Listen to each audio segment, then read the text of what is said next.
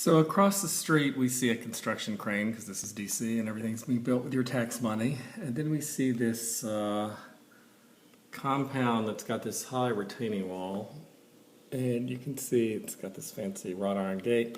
That's the Meridian International Street on Belmont Road, which is a kind of, I think, not particularly ideological nonprofit that has a lot of conferences on foreign policy. And people rent it out a lot on weekends. Probably we're just about past that season to have weddings. And that is one of the three views from this just under $1 million unit. It's an $850,000 unit. And this is new construction. It was built during the real estate boom, so it was built like in 2000 or 2002 or something. And I've seen these before when they're empty, and they didn't particularly impress me.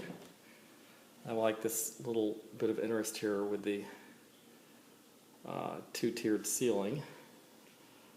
You can see the kitchen, for instance. It's the same kitchen that everybody put in 1997 through 2002 or 2006 with, inexpensive granite countertops, or inexpensive as granite goes, the double undermounted sink, and the stainless steel appliances. This is actually going to begin to look dated soon.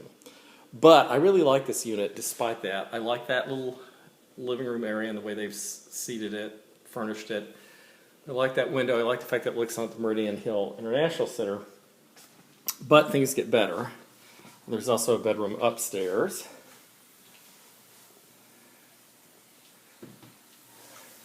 There's also this back kind of bedroom den, which has, among other things, a huge walk-in closet. And then it has its own full bath. Although this bath, even though it's a full bath, is effectively, I think, the half bath for the first floor and for guests, because I don't think there is another one up there. I'd have to go back and check that out. Then it has this study parlor second bedroom. And because we are on effectively 17th Street, where Belmont becomes 17th, which is up high on a hill above, down below our Ontario and Champlain, we have this scenic vista. So let's just see how many different things we can see.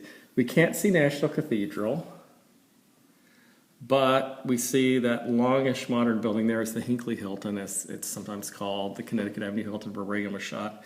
In the distance, the buildings that you can't tell they're skyscrapers, but they are, they're 30 and 40 stories tall. That's Roslyn, Virginia. And then you can see the Washington Monument. So you can see quite a lot. Down below those townhousey looking things, not these, which are actual houses. We just did a video of a house that's not on that street, but they're kind of similar sizes. The one I did was actually smaller than that. And we're just about to do, I believe, a Beekman Place unit, which are those kind of townhouse condos. You can see near the Washington Monument the one tall building, which on this side is red brick, that's standing up very high. That's the Cairo, which is the tallest building in DuPont Circle. It's, I think, 12 stories tall. It's a couple stories taller than the buildings are really supposed to be by law in DC. And because of that, it's featured in a number of our videos, because we're in a house or a loft near it, and you look out the window and you can see it because it's tall. Anyway, so here again we have huge, not room size, but walk-in closet, good view, and then we have our nice bathroom. And that was the first floor. Let's just look and make sure. There were a lot of closety things here. Maybe, oh no, there's a, sorry. For $850 I did sort of expect it. There is a half bath. So there was a half bath as well. Here in the front room.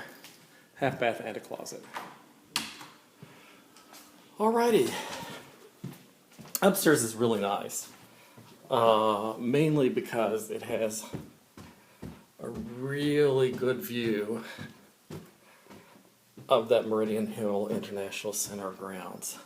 So again, we have the huge walk-in closet. We have a very similar, quite nice bathroom. Then we have this fairly large bedroom.